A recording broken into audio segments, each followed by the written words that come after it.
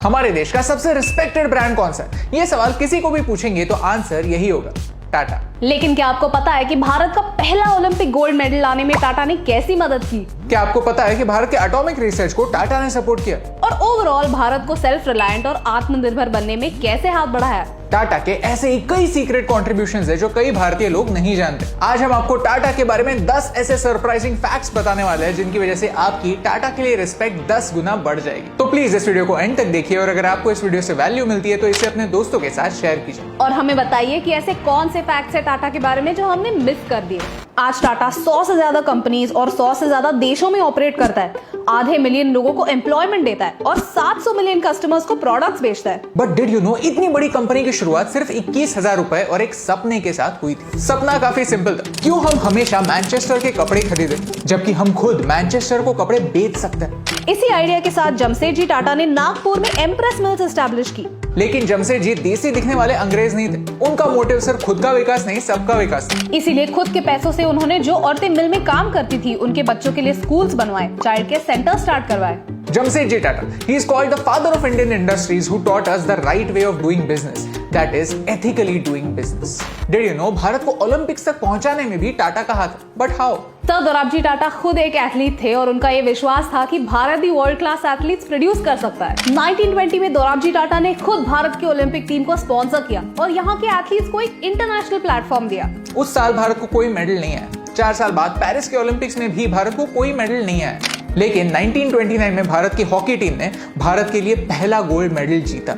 ये पॉसिबल ना होता अगर दोराबजी टाटा ने भारत को ओलंपिक्स तक पहुंचाने का सपना ना देखा होता। तो आज जब कोई ओलंपियन भारत के लिए मेडल लाता है, वी फील प्राउड, और इस सपने को हकीकत में बदलने में टाटा का कंट्रीब्यूशन। दोराबजी टाटा अपनी पत्नी से बहुत ज्यादा प्यार करते थे। उन्होंने वैलेंटाइंस डे पर अपनी वाइफ के लिए एक ऐसा डायमंड खरीदा जो कोहिनूर डायमंड से 2 गुना बड़ा था। पहले वर्ल्ड वॉर के बाद टाटा स्टील कर्जे में थी और ये डेट रीपे करने के लिए उन्हें अपनी पर्सनल ज्वेलरी भी बेचनी पड़ी। तब उनकी वाइफ ने बिना किसी हेजिटेशन के उनकी पूरी ज्वेलरी के साथ साथ इस डायमंड को भी गिरवी रख दिया। Their love story is so amazing that it deserves a video of its own. Unfortunately, उनकी वाइफ कैंसर से चल बसी, लेकिन दोराबजी टाटा ने अपनी वाइफ को याद रखने के लिए एक ऐसा मॉन्यूमेंट बनाया जो आज भी लोगों की सेवा करता है। टाटा मेमोरियल हॉस्पिटल जो आज भी 70% पेशेंट्स की कैंसर ट्रीटमेंट फ्री में करता है। Did you know, भारत के पहले लाइसेंस पायलट और कोई नहीं, JRD टाटा थे। 1932 में टाटा एयरलाइन शुरू हुई और इस एयरलाइन की पहली कमर्शियल फ्लाइट कराची से मुंबई लेकर आने वाले और कोई नहीं, JRD टाटा थे। भारत आजादी से पहले ही एक ऐसा देश बन चुका था जो अपनी खुद की एयरलाइन ऑपरेट कर सकता था। 1946 में टाटा एयरलाइंस का नाम चेंज करके एयर इंडिया हो गया और 2 सालों में एयर इंडिया इंटरनेशनल भी शुरू हुआ।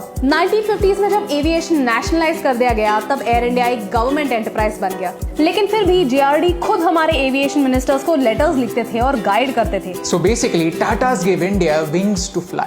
1947 में भारत को आजादी तो मिली, लेकिन फिर भी देश की इकोनॉमी काफी वीक थी। बाकी इंडस्ट्रीज की तरह ही कॉस्मेटिक्स इंडस्ट्री भी इंटरनेशनल ब्रांड्स पर निर्भर थी। यानी इंपोर्ट्स पर खर्चा बढ़ रहा था और एक्सपोर्ट्स ना के बराबर थे। प्लस महंगे कॉस्मेटिक्स की वजह से ब्यूटी प्रोडक्ट्स एक आम आदमी के बजट के बाहर थे। इस सिचुएशन को चेंज करने के लिए हमारे प्राइम मिनिस्टर जवाहरलाल नेहरू जी ने JRD टाटा को अप्रोच किया और एक होम ग्रोन कॉस्मेटिक्स ब्रांड बनाने की रिक्वेस्ट की। तब लक्ष्मी इस नाम से इंस्पायर होकर लैक्मी की शुरुआत हुई। उस जमाने में सारे ब्यूटी प्रोडक्ट्स फेयर स्किन के लिए बनते थे। Lakme was one of the few companies to make products for Indian skin tones. और इस इनविजिबल रेवोल्यूशन में टाटा का हाथ। अगले 5 फैक्ट्स जानने से पहले we want to tell you about the sponsor of today's video, smallcase. ये स्मॉल केस क्या है? Smallcase is a basket of stocks और ETFs based on a theme और एन आइडिया। एक स्मॉल केस में कोई random stocks नहीं होते, बल्कि एक थीम या एक आइडिया से जुड़े हुए स्टॉक्स हो सकते हैं जिन्हें एज एन इन्वेस्टर आप एक सिंगल क्लिक में खरीद सकते हैं। ये स्मॉल केसेस भारत के SEBI registered finance experts handle करते हैं। हाउस ऑफ टाटा ऐसा ही एक स्मॉल केस है जो टाटा के अलग अलग कंपनीज में इन्वेस्ट करता है, यानी आप सिर्फ एक क्लिक में अलग अलग कंपनीज में इन्वेस्ट कर सकते हैं। एक स्मॉल केस में इन्वेस्ट करने से पहले आप उसमें कौन से स्टॉक्स है और उनकी क्या वेटेज है ये देख सकते हैं, और आप ये चेंज भी कर सकते हैं। तो आप डिसाइड करते हैं कि किसमें कितना इन्वेस्ट करना है। स्मॉल केस का सबसे बढ़िया फीचर मुझे ये लगता है कि आपको time to time rebalance updates आते रहते हैं, व्हिच मींस कि स्मॉल केस आपको सजेस्ट करता है कि आपके पोर्टफोलियो में कौन से स्टॉक्स रिटेन करने हैं,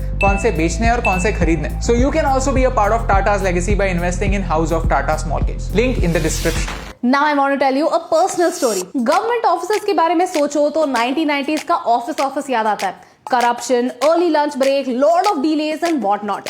लेकिन जब से TCS ने पासपोर्ट सेवा केंद्र की प्रोसेसिंग को हैंडल करना शुरू किया है, तब से applying for a passport is really an easy task. On an average passport निकलवाना जो 60 दिन लेता था, अब 6 दिन लेता है, thanks to the customer first attitude. मैंने 2016 में अपना पासपोर्ट रिन्यू किया और जिस दिन मेरा इंटरव्यू था उसके लिटरली 2 दिन बाद पासपोर्ट मेरे हाथ में था। और पासपोर्ट सेवा केंद्र में भी सब कुछ बहुत ऑर्गेनाइज था। एप्लीकेशन प्रोसेसिंग, फोटोग्राफ, ये काम TCS ने किया और जो एक्चुअल इंटरव्यू होता है वो गवर्नमेंट ऑफिशियल्स ने किया। It is proof of how combining the private sector with essential services can transform things for the common people. Bombay stock exchange यानी BSE दुनिया की फास्टेस्ट स्टॉक एक्सचेंज है। यहाँ हर सेकंड 5 लाख से ज्यादा ऑर्डर्स एग्जीक्यूट होते हैं। वैसे ही नेशनल स्टॉक एक्सचेंज दुनिया की टॉप 3 स्टॉक एक्सचेंजेस में से एक है। भारत के इन दोनों स्टॉक एक्सचेंजेस में कॉमन क्या है पता?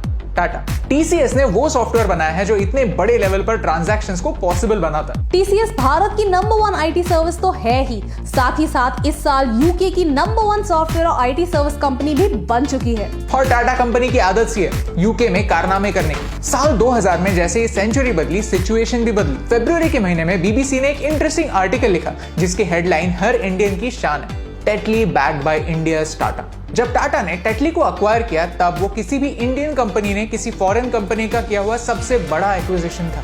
उस समय टाटा टी सिर्फ $100 मिलियन की कंपनी थी जिसने खुद से 3 गुना बड़ी टेटली को खरीदा था और भारत की दूसरी कंपनीज के लिए एक एग्जाम्पल सेट किया था। ये अनाउंस कर दिया था that India has arrived. Ratan Tata की रिवेंज स्टोरी तो आपने सुनी होगी। गाड़ियां बनानी नहीं आती तो ट्राई क्यों करते हो? एक समय ऐसा था जब टाटा मोटर्स काफी लॉसेस में चल रही थी। तब रतन टाटा US पहुंचे और उन्होंने फोर्ड कंपनी से हेल्प मांगी। फोर्ड कंपनी के इंचार्ज ने कहा, हम आपकी कंपनी खरीद कर आप पर एक फेवर कर रहे हैं, अगर आपको गाड़ियां बनानी नहीं आती तो ट्राई भी मत करो। रतन टाटा नाराज थे लेकिन फिर भी उन्होंने अपना गुस्सा कंट्रोल किया क्योंकि अग्रेशन दिखाने का वो सही समय नहीं था। उन्होंने उस अग्रेशन को बिजनेस सुधारने में चैनलाइज किया और कुछ ही सालों में सिचुएशन कंप्लीटली पलट गई। इस बार फोर्ड कंपनी लॉसेस में थी और उसे बचाने के लिए टाटा वहां पहुंची। जैगुआर और लैंड रोवर, ये 2 लग्जरी कार्स की ब्रिटिश कंपनी टाटा ने एक्वायर कर ली। जिन कॉलोनाइजर्स ने भारत को 200 साल के लिए रूल किया, उनकी ही कंपनी अब एक इंडियन कंपनी टेक ओवर कर रही थी। जमशेदजी टाटा का मानना था समाज किसी बिजनेस का सिर्फ एक भागीदार नहीं, बिजनेस समाज का एक हिस्सा होता है। समाज को बेहतर बनाना ही एक बिजनेस को दिशा देता है, सही और गलत में अंतर समझाता है। इसीलिए आज भी रतन टाटा जो भी पैसे कमाते हैं उसमें से 60% वो डोनेट करते हैं। एजुकेशन, हेल्थ केयर और ओवरऑल हमारे देश के वेल बीइंग में इन्वेस्ट करते हैं। पिछले 150 सालों से टाटा सिर्फ बिजनेस ही नहीं कर रहा है लेकिन नेशन बिल्डिंग में भी हाथ बढ़ा रहा है।